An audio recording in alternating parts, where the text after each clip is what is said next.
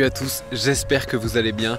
Aujourd'hui on se retrouve pour l'essai de cette toute nouvelle Yamaha MT-09 2021. Avant toute chose, si tu n'es pas encore abonné et que tu viens de découvrir la chaîne, bienvenue à toi. Tu peux t'abonner ici, n'oublie pas d'activer la petite cloche des notifs et tu peux me suivre sur Instagram.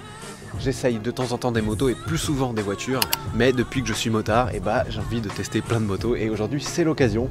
Donc c'est des essais presse organisés par Yamaha et c'est mon premier essai presse moto pour découvrir cette Yamaha MT-09. Donc qu'est-ce que c'est? La gamme MT, elle existe chez Yamaha depuis 2013. Il y a eu la MT-125, MT-03, MT-07 qui est la plus vendue, MT-09 qui est encore au-dessus et après il y a la MT-10 qui est tout en haut. Donc la MT-09 c'est un roadster sportif, ils appellent ça un roadster hyper naked parce qu'il y a vraiment le strict minimum, tu vois, je vais revenir dans les détails. Les roadsters hyper naked c'est 43% des ventes de motos en Europe chez Yamaha devant le Sport Touring qui est représenté par la Tracer. La MT-09 elle représente 20% des ventes de roadster hyper naked chez Yamaha et depuis son lancement il s'en est écoulé 15 000. 15 000 MT-09. J'ai pas essayé l'ancienne, mais je vais vous présenter un petit peu les caractéristiques de cette nouvelle et ce qu'elle apporte par rapport à l'ancienne. C'est une moto totalement nouvelle. On a un nouveau moteur, un nouveau châssis, un nouveau bras oscillant, un nouveau guidon. On a une moto totalement nouvelle. Commençons par le commencement, le moteur. Un 3 cylindres de 889 cm3, donc il gagne 42 cm3 ce 3 cylindres. Il fait 119 chevaux à 10 000 tours minute, donc plus 3% par rapport à avant, et 93 Nm de couple à 7 000 tours minute. C'est 6% de plus et surtout ils arrivent 1500 tours plus tôt les Nm, donc tu as plus de couple à bas régime. Boîte 6 avec un shifter qui est de série si je ne me trompe pas, et on va tout de suite parler du style en fait parce que c'est ça qui fait le plus parler sur cette MT-09, cette nouvelle tête de fourche. En fait ça c'est le nouveau langage de design des MT chez Yamaha. On a les LED qui s'allument et ça fait un design en Y avec le gros phare central, ça fait un peu cyclope. Je vous laisserai juge de si vous aimez ou si vous aimez pas. Personnellement, je trouvais l'ancienne avec ses deux petits yeux très effilés beaucoup plus jolie. Il y a 3 coloris qui sont disponibles. On a Storm Fluo, c'est cette couleur. Il y a Icon Blue et Tech Black. Les jantes fluo comme ça fait sportif, mais moi je trouve que c'est un petit peu tuning. Ça va avec le style de la moto qui est très acéré. Vu d'ici, le réservoir est méga large, mais en fait la moto est plus fine et plus compacte en fait qu'avant. Les masses sont recentrées. On a un nouveau châssis en aluminium qui est vraiment plus fin qu'avant, donc on gagne du poids sur le châssis et il est surtout 50% plus rigide. Et on gagne aussi du poids sur l'ensemble moteur échappement. Et en parlant de l'échappement, regardez, il descend ici, il y a le collecteur et c'est comme s'il n'y avait pas d'échappement. En fait, on dirait que les gaz d'échappement sortent du catalyseur. Et il y a deux sorties, il y en a une à droite, une à gauche. Et donc ça te fait un son stéréo, tu vas voir, c'est vraiment pas mal. La moto du coup, avec l'allègement du moteur et du châssis, elle pèse 173 kg à vide, 189 kg tout plein fait. C'est très léger. Bon, en même temps, c'est un roadster. La MT-09 dispose de nouvelles jantes en alu forgé, qui sont les jantes les plus légères jamais faites par Yamaha. Donc ça, c'est assez cool. Et ça promet un petit peu plus d'agilité, notamment au niveau de la roue avant. Ça on va voir à la conduite, moi je pourrais pas comparer par rapport à l'ancienne, mais je vous dirai si c'est agile. Ça c'est cool, on gagne 700 grammes sur un jeu de jantes. Le bras oscillant, cette fois il est intégré à l'intérieur du châssis alors qu'avant il était à l'extérieur. Et on a des repose-pieds qui sont réglables en hauteur. Tu peux les régler sur 14 mm de hauteur, donc ça c'est pas mal. Si tu veux faire de la piste qui frotte un petit peu moins, tu peux les remonter. La poignée des gaz, c'est un ride-by-wire, c'est une poignée électronique, c'est plus une poignée par câble. C'était déjà un ride-by-wire sur la précédente, mais cette fois on a la même poignée que sur la R1 qui permet d'avoir différents modes de conduite et différents modes d'accélérateur. Pour le freinage, on a un mètre cylindre Nissin, le même que sur la R1 d'ailleurs, et des doubles disques à l'avant 298 mm avec des étriers à 4 pistons et à l'arrière du 245 mm avec un étrier à 1 piston. Évidemment, la moto dispose de l'ABS cornering, ça veut dire que si tu serres le frein alors que tu es dans une courbe, déjà l'ABS fonctionne et surtout ça va pas modifier ta trajectoire. La moto a une nouvelle fourche entièrement réglable, l'amortisseur arrière est aussi réglable et la fourche a un débattement de 130 mm. Le guidon, on a un nouveau guidon, il fait 2 cm de moins en largeur. Et il est ajustable en hauteur sur 4 mm en retournant tout simplement ces petits supports. Donc ce qui est nouveau aussi sur la MT-09, c'est ce petit compteur digital. On dirait une Game Boy, on dirait qu'ils ont pris ça sur une Game Boy, c'est un petit peu dommage d'avoir un si petit écran sur une moto de 2021. Tu as les tours minutes, la vitesse, le rapport enclenché, la jauge à essence et ici tes modes. Donc là, 10 modes, c'est le mode de l'accélérateur que tu changes ici. 1 c'est le plus sportif, 2 c'est le mode normal et ça va jusqu'à 4 pour le mode pluie. Et hop, là tu switches. Tu changes TCS et TCS c'est toutes les aides à la conduite, donc l'anti-wheeling, l'anti-patinage, le détecteur de glisse latérale, etc. Donc tu as un mode 1 qui est un mode fun, un mode 2 qui est un mode normal et après tu peux le personnaliser directement dans les menus de la moto. Globalement Yamaha dit que voilà, l'AMT c'est la philosophie strict minimum, hyper naked, vraiment design minimaliste et tu vois, tu as le châssis, tu as le moteur et il n'y a rien d'autre. On voit au travers d'ailleurs tellement il y a de la place. Je trouve qu'au niveau finition, c'est pas seulement minimaliste et strict minimum, c'est un peu du marketing. Pour moi, c'est quand même un design et une finition qui est assez basique. On n'est pas sur des hautes finitions comme chez Triumph, comme chez Ducati. Ici, c'est assez basique, tu vois, tu as des finitions notamment qui sont quand même pas très cool. Il y a un gros budget scotch et un gros budget serre-câble sur la moto qui est pas forcément très joli. Et puis tu vois, le klaxon ici, juste en dessous de la tête de fourche, c'est pas non plus méga joli. On est sur une moto qui va être disponible entre avril et mai, dû au Covid, c'est un petit peu retardé. Mais elle sera disponible à partir de 9 500 €. Et il y aura après une version SP, la MT-09 SP, qui aura une fourche avant différente, un amortisseur arrière Öhlins et une finition améliorée. Et il y a un truc qui me choque, c'est que quand on est dessus, et ben, tu vois, sur une GS, les gens critiquent souvent la GS parce que quand tu t'arrêtes au feu, la première fois et la deuxième fois aussi, tu as tes tibias qui vont taper dans les cylindres qui dépassent. Mais là, en fait, tu as ton genou ou ta jambe qui va taper sur ce carter du moteur. Donc il y a une protection en plastique parce que ça chauffe. Et à mon avis, l'été, ça va être bien chaud. Mais en fait, tu vois, là, la position, elle est bien. Mais dès que tu t'arrêtes au feu, en fait, tu as toujours ce bout du moteur qui est dans ta jambe, en fait. Ça, c'est pas très agréable. Maintenant, avant de partir, on va écouter la sonorité de ce 3 cylindres parce que les 3 cylindres, ça siffle, ça fait un joli bruit.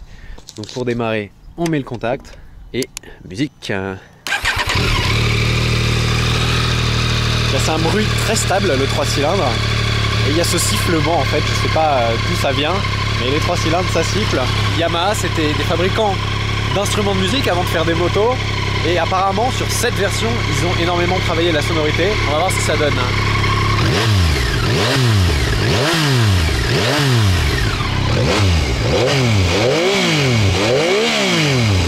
C'est un moteur qui monte jusqu'à 11 000 tours, le pic de puissance est à 10 000. C'est un bruit assez énervé, ça siffle et quand tu montes dans les tours,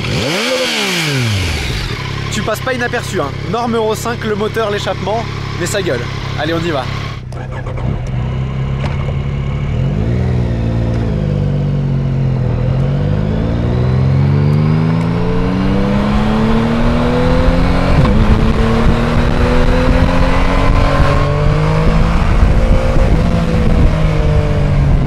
Ça y est, nous voici à bord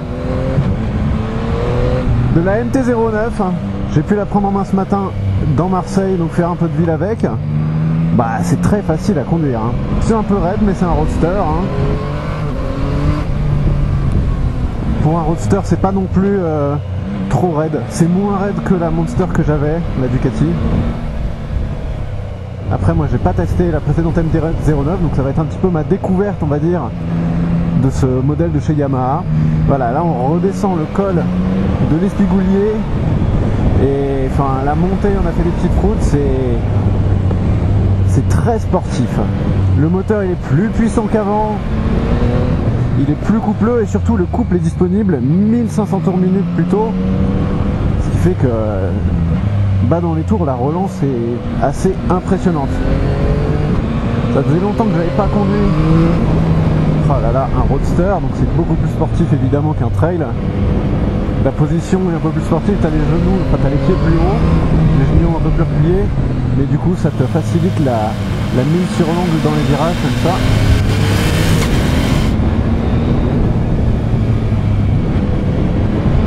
Et l'avant est stable.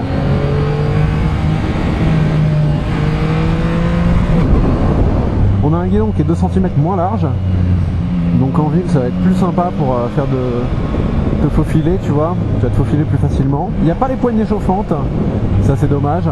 Quand tu y as été habitué, c'est dommage parce que c'est un truc tout con. Donc quand il fait un peu frais, vaut mieux prendre des gants un peu plus chauds. Maintenant on a le shifter up and down. Sur la précédente on avait le shifter que vers le haut et il marche extrêmement bien. À la montée c'est d'une instantanéité, je vais vous montrer sur des petites accélérations. Regarde à la montée. Et à la descente, il faut appuyer un petit peu plus sur le sélecteur. Et surtout, il faut vraiment bien lever ton pied entre les rapports. Oh là là. Oh là là. Et le point fort de cette moto, c'est son moteur. Il a une force, mais c'est un moteur de sportive dans un roadster hyper naked. Oh là là.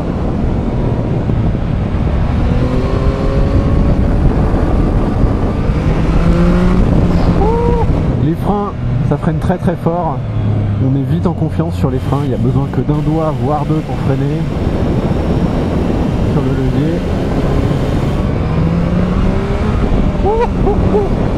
Si ça saute un petit peu, comme la suspension est un peu raide, l'arrière rebondit.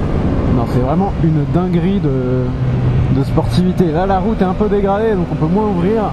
Mais tout à l'heure, les accélérations, c'est juste délirant. Et le shifter en fait vers le bas il marche tellement bien quand tu es à haut régime.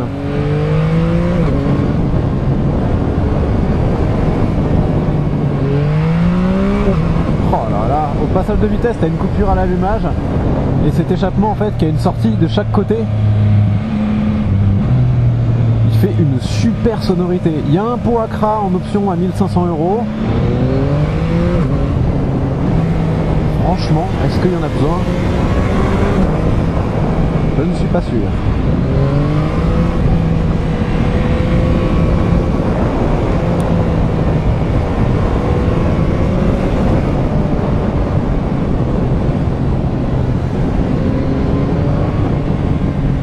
On se laisse vraiment emporter vite par le rythme. Elle peut accepter, si tu es un bon pilote, un rythme tellement important. C'est délirant.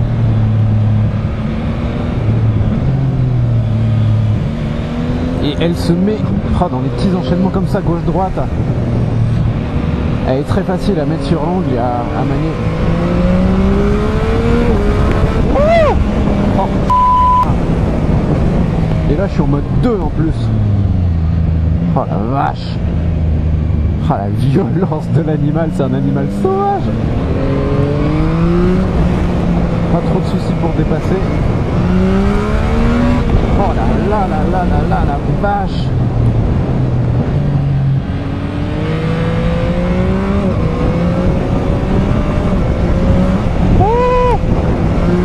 Oh là là, mais dès que tu tournes les gaz, t'as l'impression d'être téléporté. C'est plus un déplacement, c'est une téléportation quoi.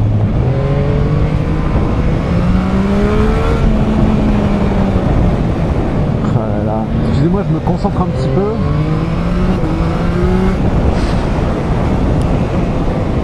C'est délirant.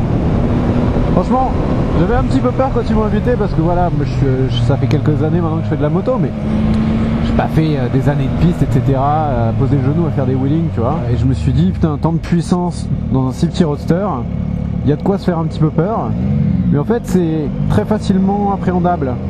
Même pour des novices ou des débutants comme moi, c'est peut-être plus le cas, mais elle est très facile à prendre en main et apparemment beaucoup plus que la précédente. Parce que la précédente était beaucoup plus brutale, apparemment beaucoup plus dangereuse, elle mettait beaucoup moins confiance. Celle-ci a une première et une deuxième vitesse qui ont été adoucies. Donc en fait, au quotidien, en ville, tout ça, c'est beaucoup plus sympa. Et on monte jusqu'à 11 ou 12 000 tours. Le pic de puissance est à 10 000. Depuis ce matin, les autres journalistes, les autres youtubeurs, je les vois partir en wheeling toutes les 10 secondes, tellement ça doit être facile si vous savez le faire ou si c'est votre kiff, tu vois. Faut désactiver évidemment un peu les aides à la conduite, mais le moteur, il est hyper rageur. Et en ville, par contre, t'es à 50, tu peux mettre la 6ème. Tu te retrouves même souvent à le faire tellement c'est facile et agréable. La 6ème, voilà, 6ème, et ça reprend même bas dans les tours. En 6ème, il n'y a pas rien si tu mets gaz. Après voilà, ce que je regrette personnellement, c'est le look. Marketingment parlant, ils appellent ça minimaliste, strict essentiel, etc. Mais en vrai, ça fait un peu basique. Ça fait un peu basique. À 9500 €, il y a des trucs quand même que tu aimerais pas voir. Typiquement l'écran, tu as la vitesse, les rapports enclenchés, mais c'est un écran de Game Boy de 1990 quoi. Alors c'est un couleur, mais c'est loin de ce que fait la concurrence, Triumph, BM, Ducati. Après le look de la moto, ce sera à vous de juger. On m'a toujours dit, faut pas dire c'est moche, faut dire j'aime pas. La nouvelle tête de fourche, j'aime pas. J'aime pas à l'arrêt. En revanche, ceci dit, quand tu la vois arriver avec les phares allumés et cette signature lumineuse en Y, c'est assez stylé. Mais esthétiquement parlant, je peux pas dire que j'aime la tête de fourche. C'est dommage en fait. C'est le seul truc qui, tu vois, si je cherchais un roadster hyper sportif, je prendrais ça. Mais une moto, on va pas se cacher, plus de 50% de ce qui te fait acheter la moto, c'est le look. Or, le look de celle-ci, on peut pas dire que ce soit... c'est pas Miss Univers la moto, tu vois. C'est pas une Ducati, c'est pas une MV Agusta. Même Triumph, ils font des trucs super beaux en finition, en qualité. Là, c'est minimaliste, c'est basique, c'est compact. Peut-être que c'est une moto qu'il faut un peu préparer.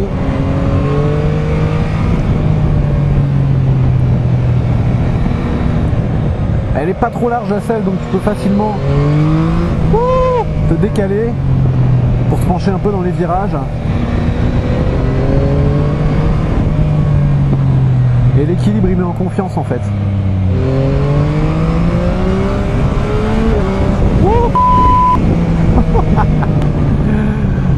Non mais la mise en vitesse avec cette moto, c'est n'importe quoi. Voilà, ça part en wheeling devant.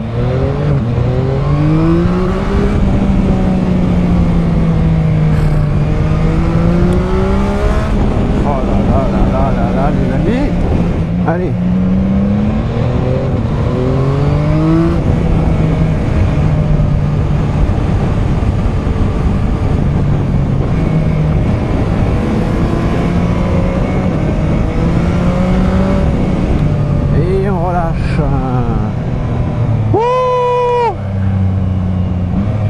Quel kiff, des belles routes, une moto, j'allais dire une belle moto, mais je suis pas de cet avis.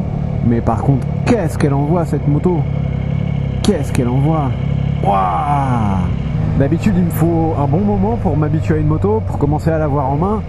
Celle-ci, au bout de 3 virages, t'as compris en fait. Elle est facile à prendre en main, elle est facile à emmener. Elle est facile à utiliser, elle est facile à piloter. Après, à la limite, vaut mieux être un pilote parce que ça va très vite. Bon, moi c'était mon premier essai presse, l'essai de cette nouvelle MT-09. Elle sera disponible en avril-mai à partir de 9500 € chez votre concessionnaire Yamaha. J'espère que ça vous a plu, que vous avez apprécié les images et les commentaires. Dites-moi dans les commentaires, ça m'est vraiment très utile, comment je pourrais améliorer les essais. Qu'est-ce que vous souhaitez dans le futur, s'il y a des bécanes que vous voulez que j'essaye. Merci de votre fidélité et je vous dis à très bientôt pour la prochaine vidéo. Ciao!